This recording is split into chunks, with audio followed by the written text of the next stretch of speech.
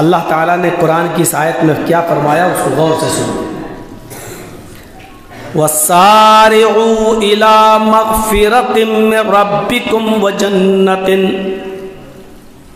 عَرْضُهَا السَّمَاوَاتُ وَالْأَرْضُ اُعِدَّتْ لِلْمُتَّقِينَ. سمیٹوں گا، کوئی بہت لمبا چوڑا یہ پروگرام نہیں ہے، ایک درس کی شکل میں آپ کے سامنے تیار ہو گیا ہوں کہ چلو آپ کا یہ دل بیکار نہیں جانا چاہیے. اللہ تبارک و تعالیٰ نے اس آیت میں فرمایا جلدی کرو. مسارعت کہتے ہیں کسی کام کے کرنے میں جلدی کرنے کو، ویری سون، بہت جلدی کیا جائے. اللہ نے کہا سارعوا الی مغفرۃ من ربکم وجنۃ، اپنے رب کی مغفرت کے لیے کی طرف اپنے رب کی مغفرت کو چاہنے کے لیے اور جنت کو پانے کے لیے جلدی کرو. میں کوشش کر رہا ہوں بہت آسان ہندی اور اردو کے ورڈ استعمال کر کے آپ کو سمجھاؤں. وَسَارِعُوا إِلَى مَغْفِرَةٍ مِّن رَّبِّكُمْ، اپنے رب کی مغفرت کی طرف جلدی کرو.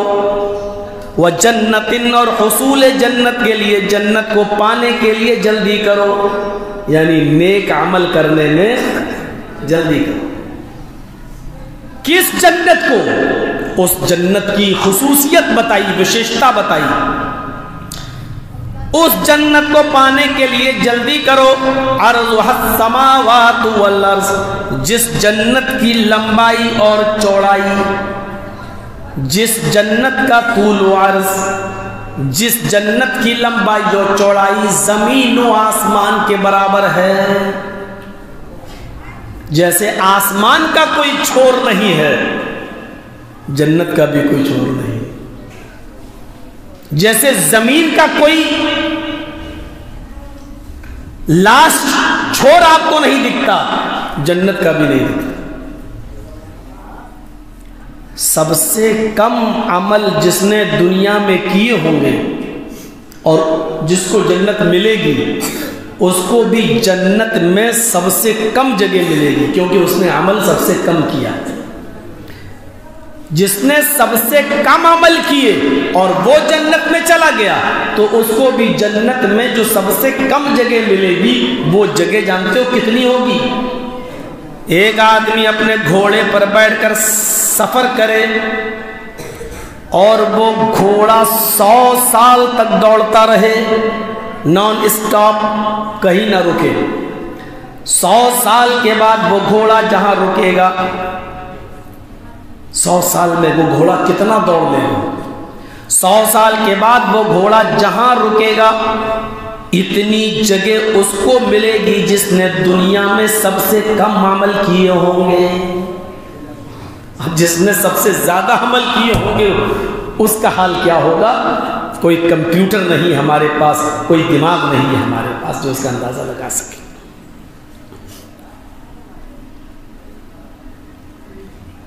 اس جنت کو پانے کے لیے جلدی کرو.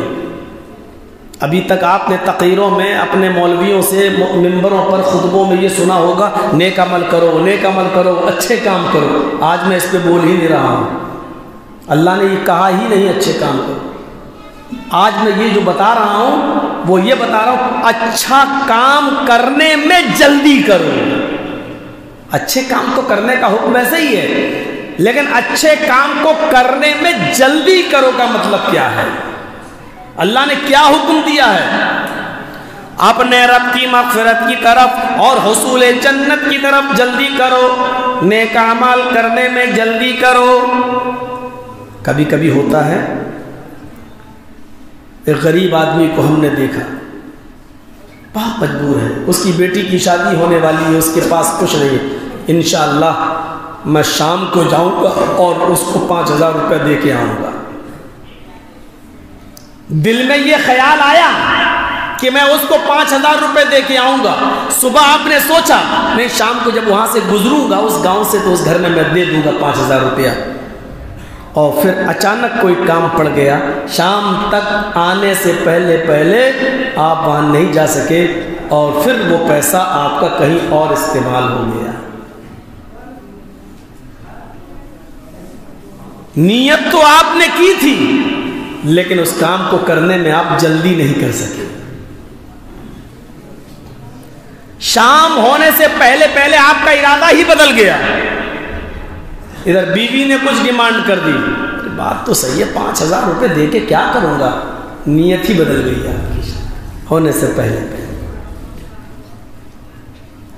اللہ تبارک و تعالیٰ نے فرمایا کہ نیک کام کرنے میں جلدی کرو, مسارعت, دوڑو.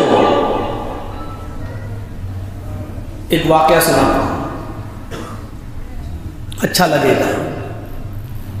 حضرت ابو بکر صدیق رضی اللہ تعالی عنہ اپنے گھر میں بیٹھے تھے. یہ واقعہ امام بخاری رحمۃ اللہ علیہ نے الادب المفرد کے اندر نقل کیا ہے. اپنے گھر میں تشریف رکھے تھے, ان کو قضاء حاجت کی ضرورت پیش آئی. قضاء حاجت نہیں سمجھتے ہیں؟ لیٹرین. ان کو لیٹرین کی ضرورت محسوس ہوئی. عرب کے اندر اس زمانے میں گھروں میں باتھ روم نہیں بنے ہوئے تھے, گھروں میں ٹوائلٹ نہیں تھے. لوگ لیٹرین کے لیے جنگلوں میں جایا کرتے تھے. حضرت ابو بکر صدیق نے پانی کا ایک برتن لیا, پانی کا ایک لوٹا لیا اور پانی کا وہ برتن, پانی کا وہ لوٹا لے کر جنگل کی طرف چلے گئے. کافی دور نکل گئے. جھاڑیوں کی آڑ میں, درختوں کی آڑ میں, جھاڑیوں کی آڑ میں وہاں جانے کے بعد بیٹھ جاتے ہیں. اپنا کپڑا کھولا, بیٹھ گئے. ابھی لیٹرین کیے نہیں, بیٹھے ہی تھے کہ کھڑے ہو گئے. کپڑا پھر صحیح کر لیا, پانی کا برتن اٹھایا اور چل دیے. لیٹرین نہیں کی. اپنے گھر پہنچے اور وہاں سے کوئی چیز لیے. پھر دوسری بستی میں گئے اور تھوڑی دیر کے بعد وہاں سے لوٹے, اپنے گھر آئے. پھر پانی کا برتن لیا اور اب دوبارہ جنگل کے اندر گئے. اب لیٹرین کیا, قضاء حاجت سے اب فارغ ہوئے اور اس کے بعد پھر اپنے گھر پہ آئے. راستے میں جن لوگوں نے دیکھا, انہوں نے پہلی بار بھی جاتے ہوئے دیکھا, پھر دوسری بار بھی جاتے ہوئے دیکھا, تو اپنی لینگویج میں, اپنی بھاشا میں پوچھنے لگے کیا ہوا, ابھی تو گئے تھے, پھر دوبارہ زیادہ کھا لیا کیا, لوز موشن ہو گیا کیا, دست لگ گئے. اے ابو بکر ابھی تو گئے تھے اور پھر تم گئے, کیا مطلب, کچھ طبیعت خراب ہے اندر سے؟ تو ابو بکر صدیق نے کہا نہیں, طبیعت تو میری ٹھیک ہے. کہا پھر ابھی تو گئے تھے, پھر گئے. تو ابو بکر صدیق نے جو جواب دیا وہ سنیے. میں ابھی گیا تھا, میں بیٹھا تھا لیکن لیٹرین نہیں کیا, میں اٹھ گیا, مجھے کوئی چیز یاد آ گئی اس لیے میں اپنے گھر چلا گیا, میں نے لیٹرین نہیں کی. جب اس کام کو کر لیا تو اب میں گیا, فارغ تو اب ہوا ہو. تو اس نے کہا یار یہ کیا بات رہی, کیا کام یاد آ گیا؟ ابو بکر صدیق کہتے ہیں کہ جیسے ہی میں لیٹرین کے لیے پہلی بار گیا اور بیٹھا, تو میرے ذہن میں ایک سوال آیا، میرے ذہن میں یہ خیال آیا، اے ابو بکر، تم جس بستر پر لیٹتے ہو اس بستر کے نیچے سونے کی ایک ڈلی، سونے کا ایک ٹکڑا رکھا ہوا ہے، گولڈ کا ایک پیس، چھوٹا سا ایک ٹکڑا رکھا ہوا ہے، اس ٹکڑے کو میں بیچ کر اس کی قیمت کو غریبوں اور مسکینوں میں خرچ کر دوں۔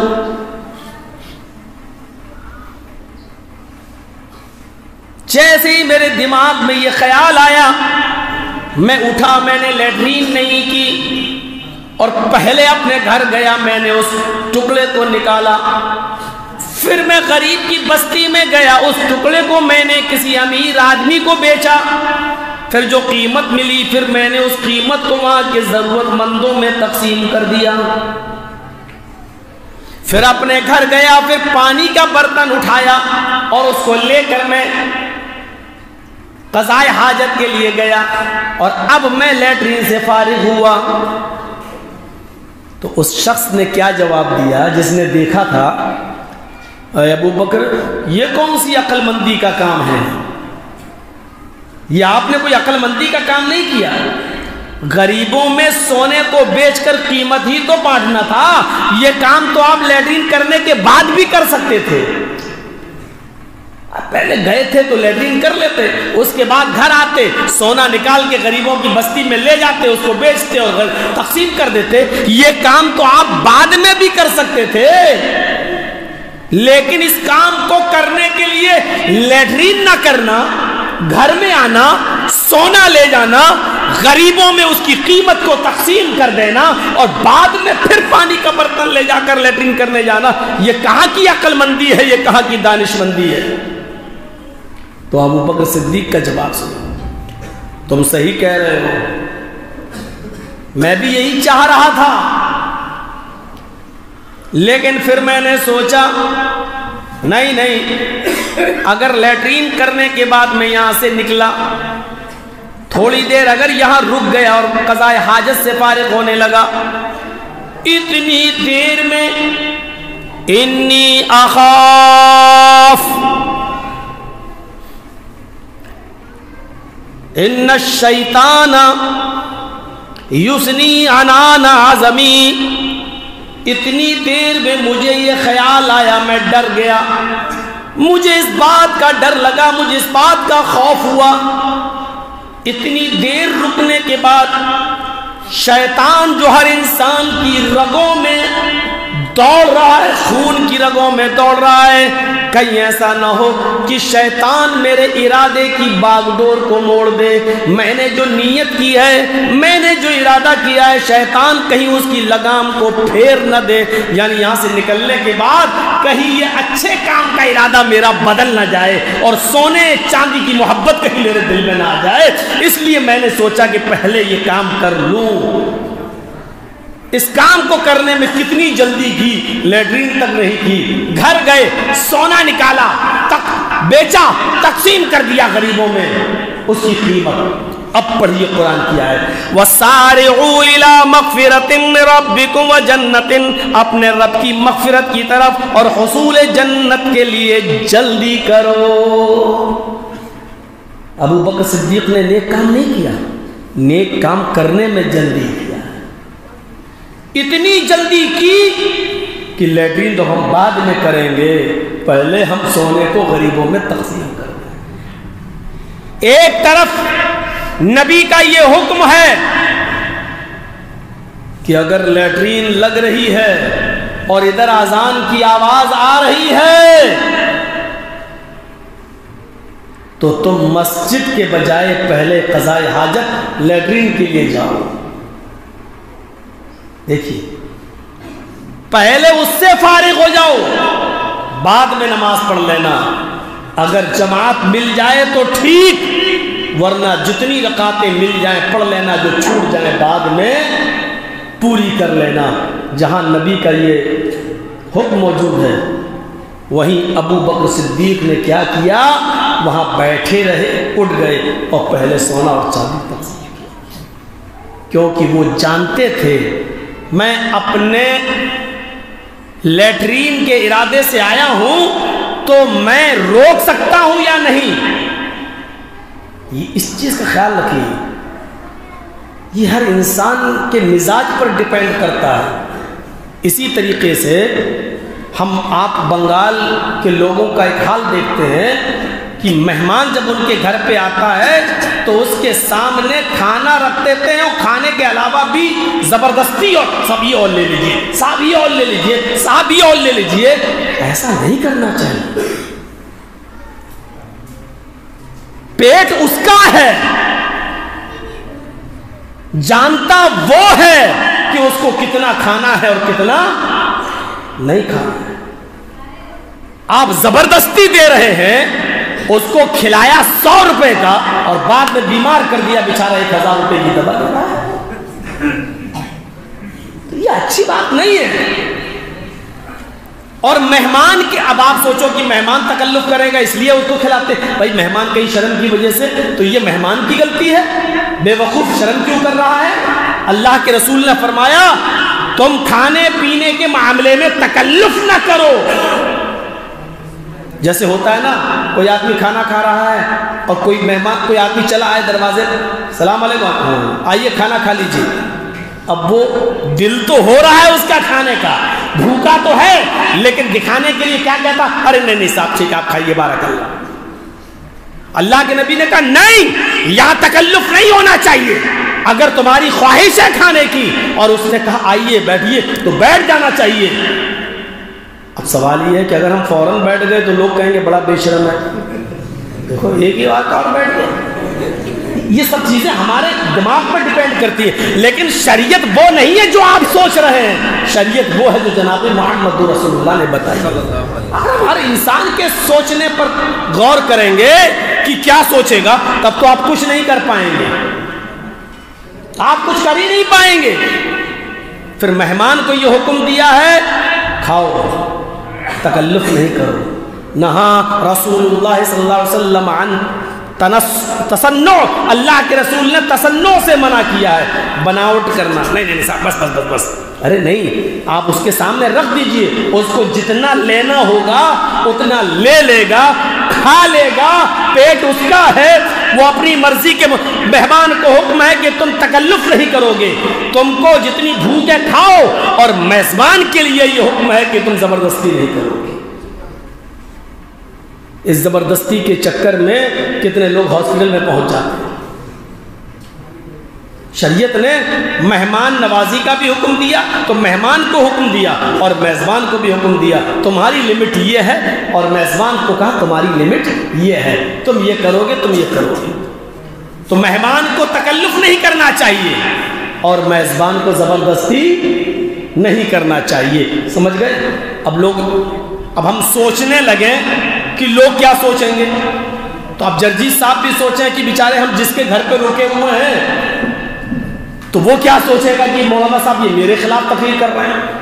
نہیں، ایسا نہیں ہے، میں نے ایک دین کا مسئلہ بتایا ہے، نہیں جانتے ہیں لوگ، اس لیے بتانا ضروری ہے۔ وہ سمجھتے ہیں کہ مہمان بیچارہ شرم کر رہا ہے اس لیے اس کو کھلاؤ، اس کو دو، بیچارے وہ ادب ہی کر رہے ہیں، مہمان کی عزت کرنا چاہتے ہیں، لیکن آپ کی یہ عزت اس بیچارے کو کہیں اور پہنچا رہی ہے، اس لیے اس کا بھی خیال رکھو۔ اللہ کے نبی صلی اللہ علیہ وسلم تو فرماتے ہیں کہ اگر تم چاہتے ہو کہ زیادہ دن زندہ رہو، حکمت بھری بات، اگر تم چاہتے ہو کہ زیادہ دن زندہ رہو تو کھانے میں اعتدال شروع کر دو، یعنی کبھی پیٹ بھر کر کھانا مت کھاؤ۔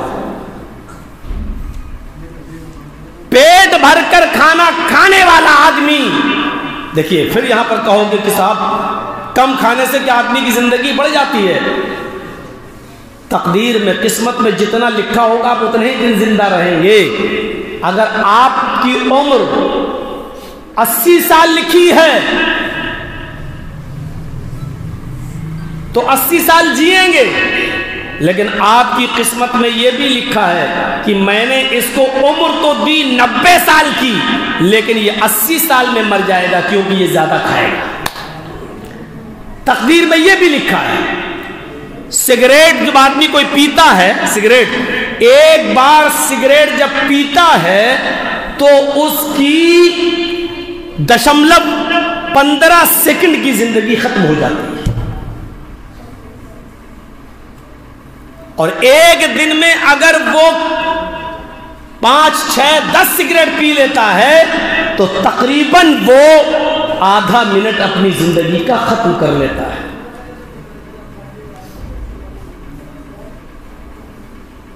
اب وہ مر گیا 70 سال میں، لیکن اس کی تقدیر میں یہ لکھا تھا کہ اس کی عمر تو میں نے دی تھی 80 سال، لیکن یہ 10 سال پہلے خود اپنی موت کو بلاوا دے دے گا، سگریٹ پی پی کر یہ 70 سال میں مر جائے گا۔ یہ اس کی قسمت میں کوئی چیز چھپی نہیں ہے، سب لکھا ہے۔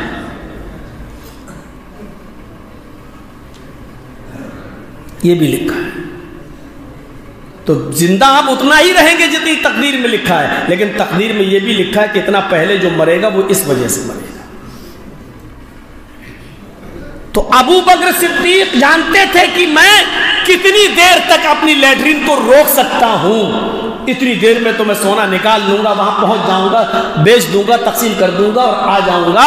میرے بھائیوں، آپ وضو بنا رہے ہیں اور جیسی وضو بنا کے فارغ ہوتے ہیں آپ مسجد میں داخل ہوتے ہیں، جماعت کھڑی ہونے میں ٹائم ہے، اب آپ کو لیٹرین لگنے لگتی ہے، تو اب آپ کیا کریں گے؟ اب آپ مسجد سے نکل کے جائیں گے؟ اب یہ آپ کی مرضی پر ڈیپینڈ ہے، آپ کی کیپیسٹی پر ڈیپینڈ ہے، آپ جماعت تک لیٹرین روک سکتے ہیں یا نہیں، ہوا خارج نہ ہو اس چیز پر کنٹرول کر سکتے ہیں یا نہیں۔ اگر کر سکتے ہیں تو بہتر ہے کہ آپ جماعت میں شامل ہو جاؤ، اور نہیں کر سکتے ہو تو آپ جاؤ اور پہلے لیٹرین سے فارغ ہو کر آؤ۔ یہ آپ کی کیپیسٹی پر ڈیپینڈ کرتا ہے، آپ کی حالت پر ڈیپینڈ کرتا ہے۔ اسی طریقے سے ابو بکر کو معلوم تھا کہ ہم کتنی دیر تک کنٹرول کر سکتے ہیں، وہ گئے اور سونا چاندی تقسیم کر دیا۔ اب سنیے میرے بھائیوں، ابو بکر صدیق کا یہ عمل یہ بتلا رہا ہے کہ وہ نیک عمل کرنے میں جلدی کیا کرتے تھے۔ ایسا ہی کام محمد رسول اللہ نے بھی ایک بار کیا، اور کیا کیا؟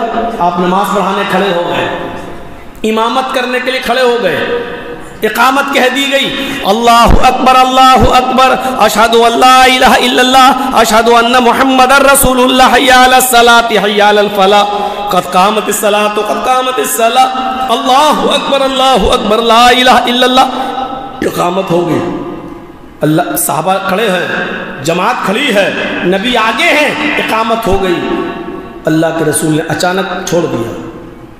اقامت ہونے کے بعد نمازیوں کو چھوڑ دیا، اپنے حجرے میں چلے گئے، اور آپ کے پلوں کے نیچے، تکیے کے نیچے سونے کا ایک ٹکڑا رکھا تھا، آپ اس کو لے کر غریبوں اور مسکینوں میں تقسیم کرنے چلے گئے، اور تھوڑی دیر کے بعد آئے، پھر آپ مسجد کے اندر داخل ہوئے، اللہ اکبر کہہ کر آپ نے نماز پڑھائی۔ صحابہ نے کہا اللہ کے نبی نماز چھوڑ کے کہاں چلے گئے؟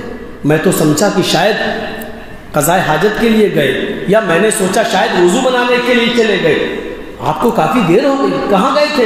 فرمایا مجھے خیال آیا کہ سونے کا ایک ٹکڑا رکھا ہے، میں اس کو پہلے غریبوں میں تقسیم کر لوں، پہلے غریبوں میں تقسیم کر لوں، کہیں ایسا نہ ہو کہ نماز کے بعد میں بھول جاؤں یا ارادہ ترک ہو جائے اور دوسری نماز کا وقت آنے سے پہلے میں اللہ کو پیارا ہو جاؤں اور یہ سونے کا ٹکڑا میرے گھر پہ رہ جائے، تو میں کل قیامت کے دن اپنے رب کو کیا منہ دکھاؤں گا اور اپنے رب کو کیا جواب دوں گا۔ یہ نیک عمل کرنے میں جلدی کرتے تھے۔ سارعوا الی مغفرۃ من ربکم وجنۃ، اپنے رب کی طرف مغفرت کے لیے اور جنت کو پانے کے لیے جلدی کرو۔ جیسے ہی اچھے کام کرنے کا ارادہ ہو فوراً کر لو۔ آپ کی بیٹی جوان و بالغ ہو چکی ہے، آپ کو فکر ہے کہ ہمیں اس کی شادی کرنا ہے، اب زیادہ انتظار مت کرو، جلدی اس کے لیے دیندار لڑکے کا انتخاب کرو، اور جتنی جلدی ہو سکے اس نیک کام میں جلدی کرو، کیونکہ فتنے کا دور ہے، فساد کا دور ہے، غیر مسلموں کی دنیا ہماری بہن بیٹیوں کو اپنے خاندان کی اور اپنے گھر کی بہویں بنانا چاہ رہی ہیں۔ RSS اور بجرنگ دل کھل کر سامنے آ چکا ہے، BJP کے ناجائز افراد اس کام کو بہت بڑھ چڑھ کر آگے کر رہے ہیں، کیونکہ وہ جانتے ہیں کہ میرے اوپر ہمارے باپ کا ہاتھ رکھا ہوا ہے، ہمارے اوپر ہمارے باپ کا ہاتھ رکھا ہوا ہے، ہمارے اوپر کوئی کیس درج نہیں ہوگا۔ میرے بھائیوں، اس لیے آپ کی بیٹی جیسے ہی جوان ہو، بالغ ہو، فوراً اس کے نکاح کا انتظام کیجئے۔ یہ ارادہ آپ کے دل میں آیا، اب آپ جلدی سے جلدی اپنی بیٹی کے لیے اچھا اور دیندار رشتہ دیکھ کر اس کا نکاح کرا دیجئے۔ وَسَارِعُوا إِلَىٰ مَغْفِرَةٍ مِّن رَبِّكُمْ وَجَنَّةٍ، اپنے رب کے لیے اپنے رب کی مغفرت کی طرف جلدی کرو اور جنت کو پانے کے لیے جلدی کرو۔ غزوہ تبوک کا موقع ہے۔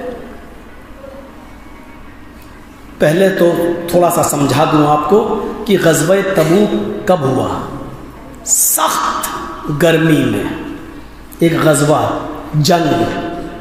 غزوہ اس کو کہتے ہیں جس غزوے میں، جس جنگ میں اللہ کے رسول بھی شریک ہوئے ہوں۔ دو لفظ آتے ہیں، ایک غزوہ اور ایک سریہ۔ سریہ بھی جنگ ہوتی ہے اور غزوہ بھی جنگ ہوتا ہے۔ جنگ، غزوہ اسے کہتے ہیں جس میں صحابہ بھی ہوں اور نبی بھی ہوں، اس کو کہتے ہیں غزوہ۔ اور سریہ اسے کہتے ہیں جس میں صحابہ نے جنگ لڑی ہو، اللہ کے نبی نے ان کو لڑنے کے لیے بھیج دیا ہو لیکن خود نہ گئے ہو، آپ اس میں شریک نہ ہوئے ہو، اس کو سریہ کہتے ہیں۔ تو غزوہ یعنی اللہ کے رسول بھی اس غزوے میں جنگ میں تھے۔ نام کیا اس غزوے کا؟ غزوہ تبوک۔ تقریباً 1200 کلومیٹر کی دوری پر، مدینے سے 1200 کلومیٹر کی دوری پر غزوہ، وہاں جانا ہے اور لڑنا ہے، کل ہی نکلنا ہے۔ گھوڑے نہیں، ہوائی جہاز کا سفر نہیں ہے، ٹرینیں نہیں ہیں، بس بھی نہیں ہے۔ مولانا جرجی صاحب کی طرح 4 ویلر پر سفر کرنے کے لیے، جنگی پور سے یا فرقہ سے یہاں تک آنے کے لیے بھی 4 ویلر جاتی ہے، وہ بھی دور نہیں ہے۔ تیز اسپیڈ میں چلنے والی بائک بھی نہیں ہے۔ 1200 کلومیٹر کا سفر اسی گھوڑوں پر کرنا ہے، کھچر پر کرنا ہے، گدھوں پر کرنا ہے، اونٹ پر کرنا ہے۔ اور راستہ اتنا ڈیمیج کہ آج کل کی طرح روڈ بھی بنا ہوا نہیں ہے، اور جگہ جگہ پر مرکریاں اور لائٹ بھی لگی ہوئی نہیں ہے، خطرناک جنگلوں سے بھی گزرنا پڑے گا۔ اب آپ اندازہ لگا سکتے ہیں کتنا خطرناک یہ غزوہ تھا، اور اتنی گرمی میں ہوا تھا کہ زمین پر ننگے پیر، بنا چپل، وداؤٹ شوز، بنا چپل اور بنا جوتے کے اگر آپ 2 منٹ کے لیے کھڑے ہو جائیں تو پیروں میں پھلک پڑ جائیں، پیروں میں چھالے پڑ جائیں، اتنی سخت گرمی میں یہ غزوہ ہوا ہے۔ اور سب سے بڑی بات، کھجوروں کے درخت پک کر تیار ہو چکے ہیں، کھجور لگ چکے ہیں، فصل کل یا پرسوں کٹنے والی ہے۔ مدینے کے صحابہ کا بزنس وہی ہے، کھجور کے باغات ہیں ان کے، کئی مہینے انتظار کیا، کھجور پک کر تیار ہیں، کل کھجوروں کو کاٹنا ہے، اور اللہ کے نبی کہہ رہے ہیں کہ آپ غزوے میں نکلو، جنگ میں نکلو، باغوں کو چھوڑتا۔ اب سمجھ میں آئے گا اسلام کیا ہے، اب سمجھنے کی کوشش کرو نیکی کا کام کیا ہے۔ یہ تو بہت آسان ہے، مولانا صاحب جلسہ اور چندہ کرنا، ہاں ٹھیک ہے لکھ لو، ادھار کر دے دیں، اور پھر ادھار والا پیسہ آدھا ملتا ہے، آدھا رہ جاتا ہے۔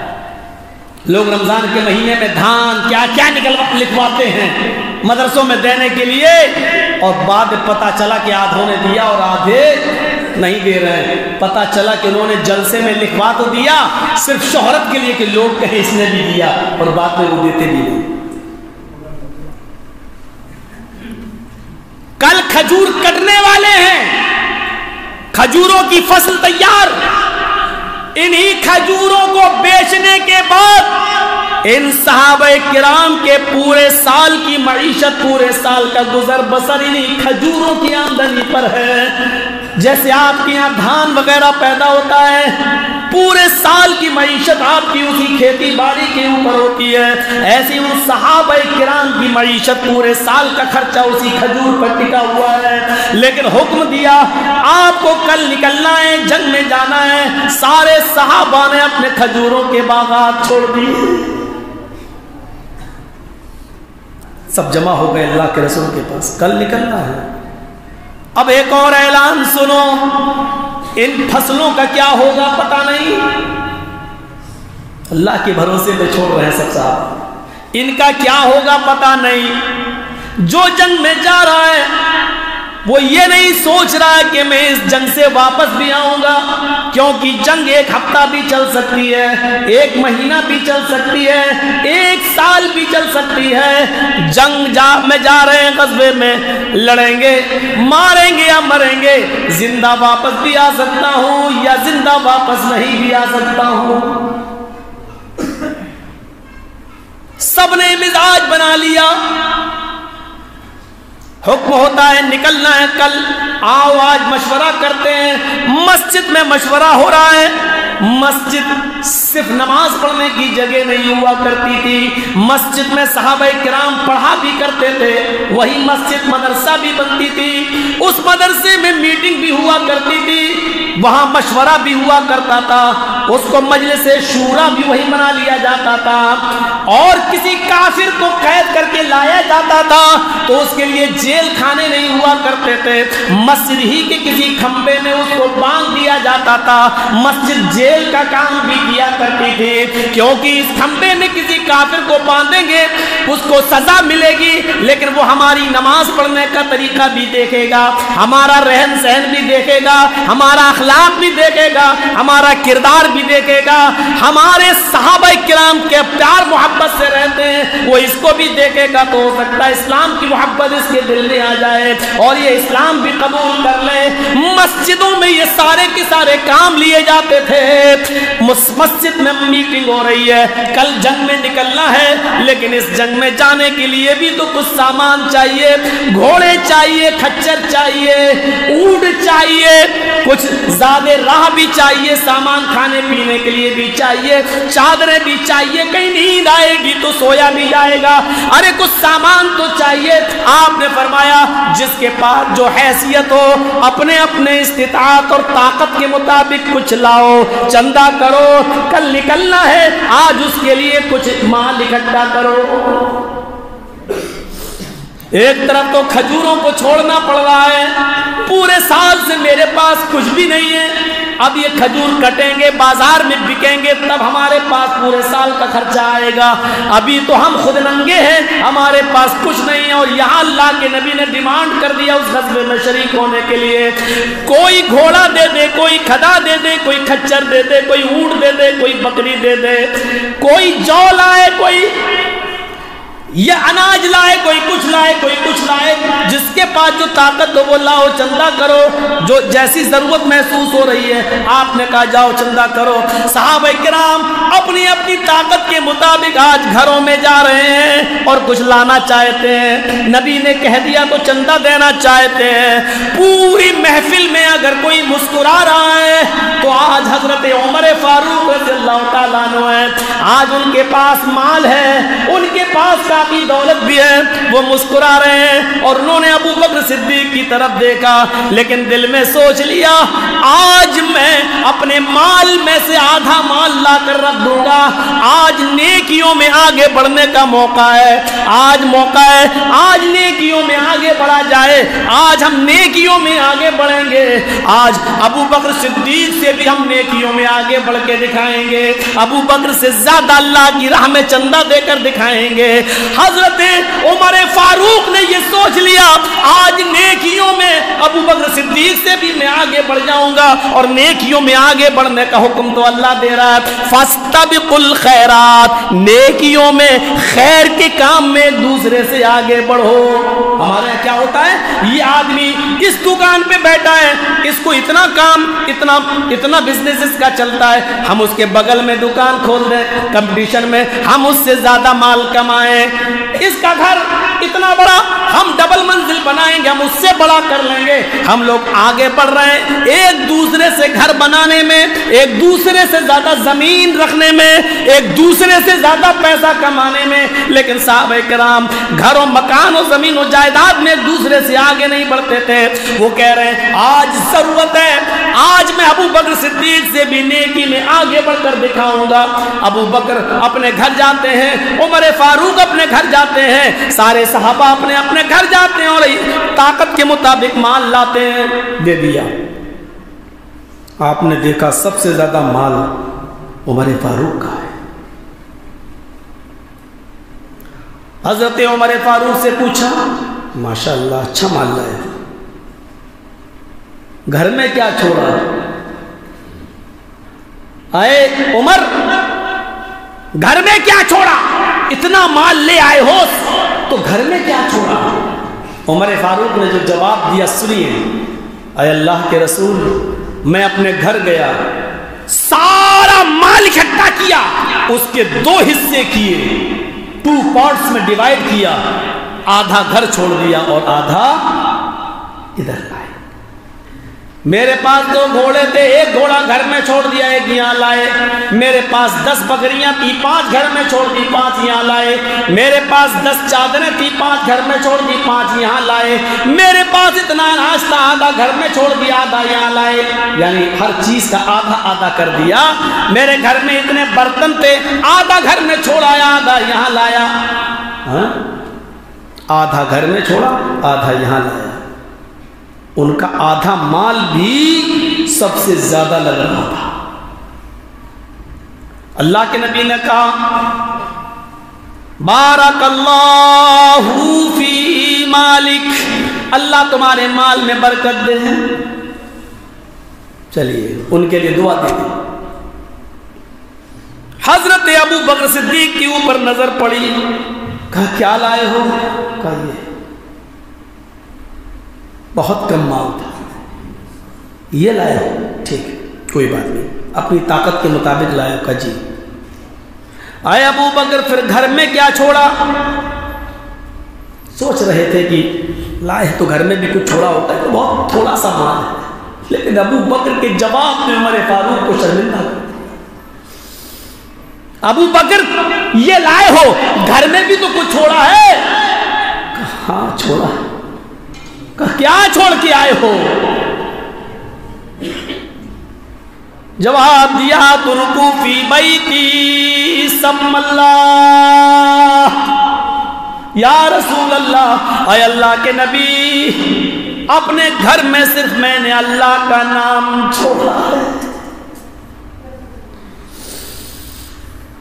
अतरुकू फी बैती इस्मल्लाह, अय अल्लाह के नबी, हमने अपने घर में सिर्फ अल्लाह का नाम छोड़ा है, अल्लाह और उसके रसूल की मोहब्बत को छोड़ के आया हूँ। यानी मेरे घर में जितना भी माल था मैं सारा का सारा उठा लाया। ये मेरे घर का सारा माल है, ये मेरे घर की सारी असास है, सारी बुनियाद है, सारा माल यही है मेरे घर का, मैंने अपने घर में कुछ नहीं छोड़ा।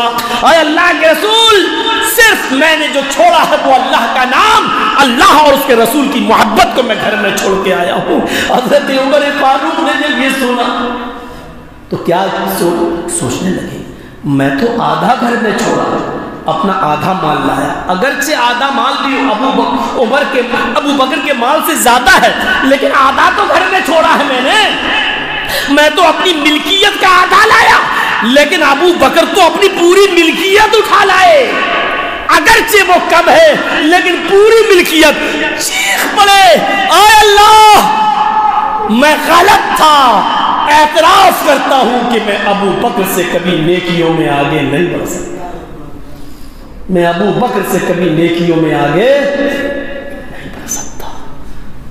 ابو بکر صدیق نے کہا کیا اللہ؟ کہا میں چاہتا تھا کہ آج اتنا مال دے دوں کہ آج میں نیکیوں میں آپ سے آگے بڑھ جاؤں، لیکن آپ اپنے گھر کا پورا مال اٹھا کر آپ نے ثابت کر دیا کہ محمد رسول اللہ کا سچا جانشین کوئی ہے تو وہ صرف ابو بکر صدیق ہے، آپ سے نیکیوں میں ہم آگے کبھی نہیں بڑھ سکتے۔ ایک دن عمر فاروق بیٹھ گئے، اے ابو بکر ایک سودا کرو گے، ایک بزنس کرو گے؟ آؤ ایک چیز کا سودا کرتے ہیں۔ کون کہہ رہا ہے؟ عمر فاروق۔ کس سے کہہ رہا ہے؟ ابو بکر سے۔ ابو بکر ہنستے ہیں، کیسی سودے بازی، کیسا بزنس؟ کہا آئے ابو بکر میری پوری زندگی کی نیکیاں آپ لے لو، میری پوری زندگی کی نیکیاں آپ لے لو، اور اپنی ایک دن کی، پوری زندگی کی نہیں، ایک دن کی، اور ایک دن کی بھی پوری نہیں بلکہ اس ایک دن کی جس دن آپ نبی کے ساتھ غار ثور میں تھے اور نبی اکرم لیٹے تھے، آپ کے پیر پر ران پر سر تھا اور آپ نے اپنے پیر سے اس غار کا انگوٹھے سے آپ نے سوراخ بل ڈھانپ دیا تھا اور ایک خطرناک اور موذی بچھو آپ کو کاٹ رہا تھا، لیکن آپ پیر اس لیے نہیں ہلا رہے تھے کہ اگر پیر ہلاؤں گا تو محمد الرسول اللہ کی آنکھ کھل جائے گی، نیند میں ڈسٹرب ہو جائے گا۔ اے ابو بکر اس ایک دن کی بس وہی ایک نیکی مجھے دے دو، اس کے بدلے میری پوری زندگی کی نیکیاں لے لو۔ مجھے امید ہے کہ اس ایک دن کی ایک نیکی مجھے بخشوا دے گی اور مجھے جنت میں لے جائے گی، میری ساری زندگی کی نیکیاں لے لو۔ ابو بکر صدیق نے ہنستے ہوئے کہا عمر تم نے قرآن نہیں پڑھا؟ لا تزر وازرۃ وزر اخری، کوئی کسی کا بوجھ نہیں اٹھائے گا، ہر انسان کو اس کی نیکیاں ہی کام آئیں گی۔ ہم نے جو کیا وہ میرے ساتھ دیکھا جائے گا، آپ نے جو کیا وہ آپ کے ساتھ دیکھا جائے گا، نیکیوں کا سودا نہیں ہوتا ہے۔ ایسا ہونے لگے تب تو بات ہی کیا ہے، ہماری نیکیاں آپ نہیں لے سکتے اور آپ کی نیکیاں ہم نہیں لے سکتے ہیں۔ فَمَن يَعْمَلْ مِثْقَالَ ذَرَّةٍ خَيْرًا يَرَهُ وَمَن يَعْمَلْ مِثْقَالَ ذَرَّةٍ شَرًّا يَرَهُ، جو ذرہ برابر نیکی کرے گا قیامت کے دن وہ اس کو بھی دیکھ لے گا، اور جو ذرہ برابر برائی کرے گا وہ اس کو بھی دیکھ لے گا۔ ہر انسان ذرہ برابر نیکی، جو انسان جتنا کرے گا وہ اس کو اپنے نام اعمال میں دیکھ لے گا، کوئی کسی کی نیکیاں نہیں لے سکتا۔ یہ سودے بازی جائز ہی نہیں ہے، کہاں میں جانتا ہوں، لیکن اس بات کا اعتراف کرتا ہوں کہ اگر ایسا ہوتا تو وہ ایک دن کی نیکی میری نجات کا ذریعہ بن جاتی۔ حضرت عمر جن کو اللہ کے نبی نے کہا تم جنتی ہو، پھر بھی کہہ رہے ہیں کہ وہ ایک دن کی نیکی میری نجات کا ذریعہ بنتی، کتنا ڈر تھا۔ نبی کی زبان سے جن کو جنت میں جانے کا سرٹیفکیٹ ملا ہے پھر بھی سوچ رہے کہ نہیں وہ ایک دن کی نیکی میری نجات کا ذریعہ بن جاتی۔ ہم لوگ کیسے مطمئن ہیں کہ جنتی میں جائیں گے، کیسے سوچے بیٹھے ہیں کہ ہمیں جنتی ملے گی؟ کون سی چیز ایسی ہے جو آپ کو ہنستے ہنستے بستر پر سوتے ہوئے سونے کے لیے لے جاتی ہے اور سوتے وقت بھی خیال نہیں آتا ہے، اندھیرے کا خیال نہیں آتا ہے، جب لائٹ بجھ جاتی ہے کمرے میں جب آپ سوتے ہو اس وقت قبر کا اندھیرا یاد نہیں آتا ہے، کیسے ہم بستر پہ آرام سے سو جاتے ہیں؟ میرے پیارے ساتھیوں کیسے ہم ہنس لیتے ہیں، کیسے ہم ہنس لیتے ہیں۔ لو تعلمون ما علم لزہدتم قلیلا ولبقیتم کثیرا، میں جہنم دیکھ کر آیا ہوں، مجھے اللہ نے جہنم دکھائی ہے، جہنم میں جو جو چیزیں میں دیکھ کر آیا ہوں وہ میں تمہیں نہیں بتا سکتا۔ اگر تمہیں ان چیزوں کا علم ہو جائے جو مجھے ہے، اگر وہ میں تمہیں بتا دوں کہ جہنم میں کیا ہے اور کتنا بڑا عذاب ہے، اگر میں تمہیں وہ ساری چیزیں بتا دوں جو میں جانتا ہوں، لضحکتم قلیلا وبقیتم کثیرا، تو تم دنیا میں ہنسنا بھول جاؤ گے اور روتے روتے اپنی پوری زندگی ختم کر لو گے۔ تمہیں دنیا میں ہنسنا بھول جاؤ گے اور روتے روتے चलते तुम अपनी जिंदगियां खत्म कर लोगे। वमा तलज़्ज़ज़्तुम बिन्निसा, तुम अपनी बीवियों को भी अपने बिस्तर पर छोड़कर जंगलों में चले जाओगे, अपनी बीवी के साथ रात नहीं गुजारोगे। सबसे ज्यादा जो लज्जत इंजॉय हासिल करते हो अपनी बीवी से, वो उसकी तरफ भी तुम्हारा दिमाग नहीं जाएगा। अपनी बीवियों को बिस्तरों पर छोड़ के जंगल में चले जाओगे। वाला खरजतुम इला सौदात, जंगलों में चले जाओगे। तजअरूना इल्लाह, और वहां अल्लाह की पनाह मांगने पर मजबूर हो जाओगे। अगर मैं तुम्हें वो बातें बता दूं जो मैं जानता हूं तो तुम दुनिया में रो रो कर अपनी जिंदगी खत्म कर लोगे और हंसना भूल जाओगे। सोचिए तो हम कैसे हंस लेते हैं, कैसे गवारा कर लेते हैं। बहुत लंबा प्रोग्राम नहीं, एक वाकया, थोड़ा सा टाइम दीजिए। ग़ज़वा उहद हो रही है, जंग, 70 सहाबा ग़ज़वा उहद में शहीद हुए थे। सबसे ज्यादा इसी जंग में सहाबा इकराम शहीद हुए। जंग की आग भड़की हुई है, अपने जवानी पर है जंग, आखिरी मरहला है जंग का। सहाबा जा तोड़ मेहनत कर रहे हैं, उधर से काफिरों के भी तीर आ रहे हैं। इधर से एक बद्दू, एक देहाती आता है, खजूर खा रहा है, उसके हाथ में खजूर का एक गुच्छा है। एक खजूर तोड़ता है, खाता है और आता है। देहाती कैसे होते हैं आप जानते हैं। और उस वक्त के बद्दू, उस वक्त के देहाती, एक देहाती वो आया, कहता अल्लाह के नबी ये क्या हो रहा है? कहा जंग हो रही है। किससे हो रही है? काफिरों से हो रही है। ओ तुम बद्दू हो, ईमान तो ला चुके हो कि हाँ, तो तुम जंग में शरीक नहीं हो रहे हो। जंग में शरीक हो जाऊंगा तो क्या होगा? फरमाया कि अगर बच गए तो गाजी, और मारे गए, कत्ल हो गए तो शहीद। खून का पहला कतरा जमीन पे गिरते ही अल्लाह सारे गुनाह माफ कर देता है। और कयामत के दिन जब शहीद को देखेगा खून आलूद, उसके जिस्म से खून टपक रहा होगा, तो देख कर कहेगा फरिश्तों इसका क्या हिसाब लूं? ये तो जान, माल, घर, मकान सब मेरी राह में छोड़ के चला आया, जाओ इसको जन्नत में दाखिल कर दो। अगर मारे गए तो शहीद, जन्नत। उसने कहा अल्लाह के नबी क्या आप इस बात की गारंटी देते हैं? अगर जिंदा बच गया तो गाजी और मारा गया तो शहीद, और शहीद को जन्नत। आपने कहा मैं गारंटी देता हूं, अगर इस जंग में लड़ते लड़ते मारे गए तो जन्नती। उसने खजूर का गुच्छा उठाकर फेंक दिया। अल्लाह के नबी फरमाते अरे खजूर तो खा लो, तुम भूखे हो, उसके बाद मैदान जंग में चले जाना। उसने कहा अल्लाह के रसूल अब इस नेक काम में देर नहीं करूंगा, खजूर खाने में टाइम लगेगा। हो सकता है किसी काफिर को मारते मारते मैं ही शहीद हो जाऊं, तो जन्नत का मन्नो सलवा हमें मिलेगा, जन्नत के अंदर खाना हमको मिलेगा, जन्नत में दूध की नहर के अंदर हम जाएंगे। अब खजूर खाने का वक्त नहीं है। वो बद्दू मैदान जंग में कूद जाता है, 2-4 काफिरों को मारता भी है और इतना लड़ता है कि लड़ते लड़ते मैदान जंग में शहीद हो जाता है। उसके गर्दन पर भी तलवार का वार चलता है, एक काफिर उसको भी कत्ल कर देता है और ये बद्दू, ये देहाती उसी मैदान जंग में शहीद हो जाता है। पूरा वाकया बयान करने का सिर्फ मकसद ये मेरे भाइयों कि वो खजूर खा रहा था, भूखा था, लेकिन जब सुना कि अगर मैदान जंग में लड़ते लड़ते शहीद हो गया तो जन्नत मिलेगी, तो उसने जन्नत को पाने के लिए खजूर ही उठाकर फेंक दिया।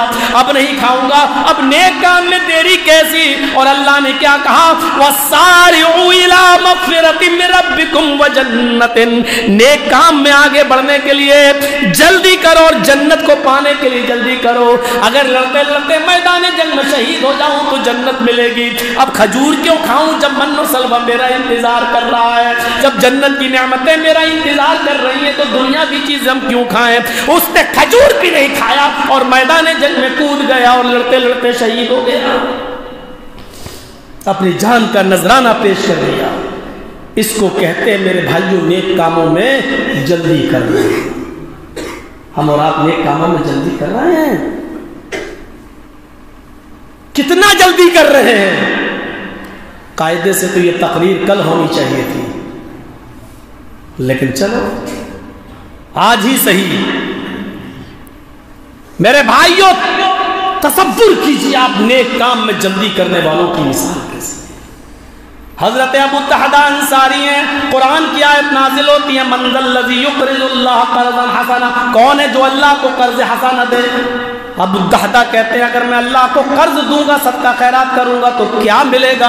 फरमाया मैं जमानत देता हूं जो अल्लाह को कर्ज हसना देगा अल्लाह उसको जन्नत देगा। वहीं से उड़ते हो कहते अल्लाह के नबी मेरे खजूर के 2 बाग हैं, दोनों सदका, खजूर के 2 बाग हैं, दोनों सदका। आपने कहा नहीं, इस तरह तो तुम फिर गरीब हो जाओगे, लोगों के टुकड़ों पे पलने लगोगे, दोनों बाग मत दो। अगर दोनों बाग तुम अल्लाह को कर्ज दे दोगे, सदका कर दोगे, तो तुम क्या कमाओगे, तुम क्या खाओगे? तुम्हारे भी तो बीवी बच्चे, एक बाग दे दो और एक बाग अपने पास रख लो। कहा अल्लाह के नबी कौन सा बाग दूं?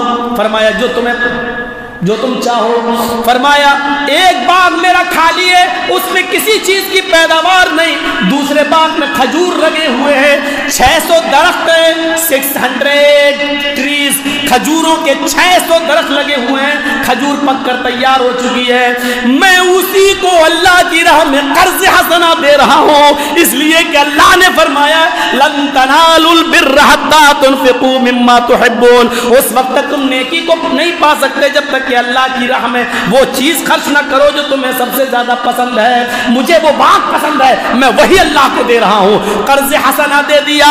अपने घर की तरफ जाते कि बीवी को बता दूं कल से उस बाग में मत जाना, अपने बच्चों को लेके। जैसे घर पहुंचते पता चला कि ताला लगा हुआ है। पड़ोसियों ने बताया तुम्हारी बीवी भूखी थी, बच्चे भूखे थे, वो बाग में गए हैं खजूर खाने के लिए। वहीं से दौड़ लगाते हैं अबू दहदा, खजूरों के बाग में पहुंचते हैं, लेकिन अब अंदर नहीं जा रहे। आय अल्लाह, ये बाग तो मैंने तुझे दे दिया, अब ये बाग मेरा नहीं तो मैं अंदर क्यों जाऊं? अब इस पर मेरा हक नहीं है तो मैं अंदर क्यों जाऊं? आवाज देते मेरी बीवी बाहर आओ, अपने बच्चों को बाहर लेकर आओ। बीवी चंद खजूरें तोड़ चुकी थी, बच्चों के दामन में भी खजूरें थी, वो लेके आई। शौहर ने, अबू दहदा ने अपनी बीवी के दामन से खजूरें लेकर बाग में फेंक दी। अपने बच्चों से कहा मुंह खोलो। बच्चों ने मुंह खोला, खजूर चबी हुई थी, उस खजूर को भी बच्चों के मुंह से निकाल लिया। बच्चों के मुंह से रोटी का लुकमा कौन छीनता है? बाप अपने आप को भूखा रख सकता है लेकिन बच्चे को भूखा नहीं देखना चाहता है। माँ भूखी सो जाती है लेकिन बच्चे को खिलाती है। अब दादा ने वो खजूर जो बच्चों ने चबाया था उसको निकाल कर बाग में फेंक दिया। आय अल्लाह, जो खजूर मेरी बीवी खा चुकी है मैं उसका जिम्मेदार नहीं, जो खजूर मेरे बच्चे खा चुके हैं वो उसका मैं जिम्मेदार नहीं। जो मुझे मिल गया उसको मैंने तेरे बाग में ही डाल दिया, क्योंकि अब वो बाग मेरा नहीं है, तेरा है। आय अल्लाह, मैंने अपना वादा पूरा किया, तू अपना वादा पूरा कर। आय अल्लाह, मैंने अपना वादा पूरा किया, तू अपना वादा पूरा कर। बीवी ने कहा क्या हुआ? फरमाया बीवी ये बाग अब मेरा नहीं है, ये 600 खजूरों के दरख्त हैं, ये पूरे साल का खर्चा है मेरा, और आप कह रहे हैं ये बाग मेरा नहीं, किसी ने कब्जा कर लिया, किसी ने इसके ऊपर अपनी हुकूमत कायम कर दी। फरमाया नहीं, मैंने इसको अल्लाह को सदका कर दिया। फरमाया बदले में अल्लाह क्या देगा? कहा जन्नत। बीवी ने कहा अगर खजूर के बाग को देकर जन्नत मिल रही है तो ये सौदा महंगा नहीं है, ये खरीदो फरोख्त महंगी नहीं है। अगर खजूर का बाग देकर जन्नत मिल रही है तो ये बहुत सस्ते में आप निपट गए हैं। अरे मेरे शौहर, आप खजूरों का बाग दे रहे हैं तो मैं भी खो रही हूँ बहुत कुछ, इसलिए भूल मत जाइएगा, मेरे लिए भी जन्नत में जाने की दुआ कीजिएगा और इन बच्चों के लिए भी। इतनी जल्दी की कि यहाँ सदका किया, वहाँ फौरन पहुंचे, अपनी बीवी को निकाला, जो खजूरें थी छीना बाग में डाल दिया। बच्चे जो चबा रहे थे, कहा बेटा मुंह खोलो, उसको भी निकाल के डाल दिया। नहीं, अब ये तुम्हारा नहीं है, क्योंकि ये बाग अल्लाह का है, अब इसको मैं सदका कर चुका हूँ, खैरात कर चुका हूँ। अल्लाह के नबी इसको जिस जायज़ काम में इस्तेमाल करना चाहे करेंगे, लेकिन अब ये बाग मेरा नहीं रहा। और क्या करे अल्लाह, मैंने अपना वादा पूरा किया, तू अपना वादा पूरा कर। ये थे नेक काम में जल्दी करने वाले लोग। हम अपने आप को देखें, अपने गरीबानों में झांकें, हम नेक काम में जल्दी कर रहे हैं। नेक काम करना छोड़ो, اور مولویوں سے سن لو وہ تقریر ہے نیک کام کرو نیک کام کرو. ہم نہیں کہہ رہے نیک کام کرو, ہم تو یہ کہہ رہے ہیں نیک کام کرنے میں جلدی کرو. نیک کام تو ہر انسان کو کرنا ہے, برے کام کے لیے پیدا تھوڑی ہوا کوئی آدمی. برے کام تو چھوڑنے کے لیے پیدا ہوا ہے, نیک کام کرنے کے لیے پیدا ہوا ہے. میری تقریر کا موضوع ہے نیک کام کرنے میں جلدی کرو. جیسے